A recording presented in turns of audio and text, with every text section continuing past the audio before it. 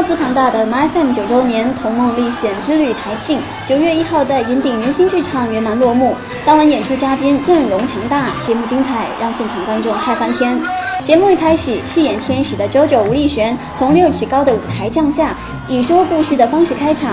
接着，饰演7个小矮人的 MyFM DJ 林德荣、严威恩、菲比、马俊元、尹慧芬、Royce 陈志康、贾森和扮演白雪公主的卓慧琴纷纷出场，爆点连连，现场观众看得乐开怀。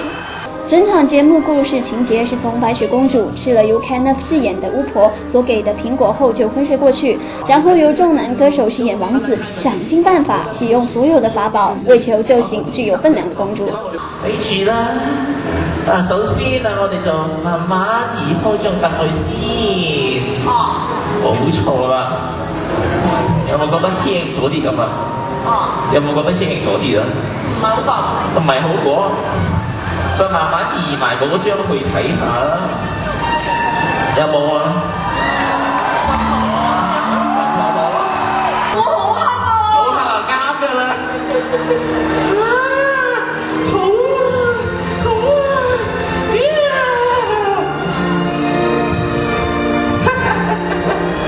好黑係嘛？係啊。係搞掂晒。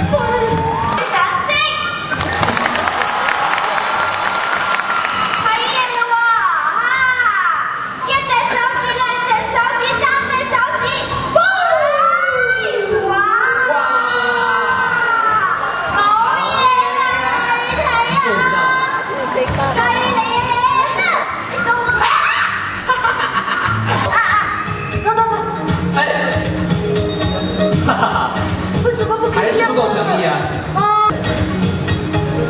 然后你再拿着。好，好了。这么难不可以呢？有这么难？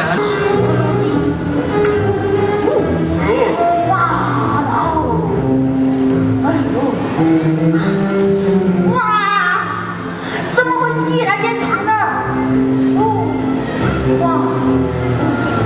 就可以了。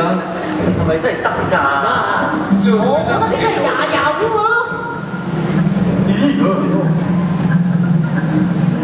哇！你好掂喎！我唔見火嘅。新嘅已經去翻㗎啦！喂，開埋啦！冇嘢，走啦！放生肉！好！死肥仔，過嚟啊！激死我啦！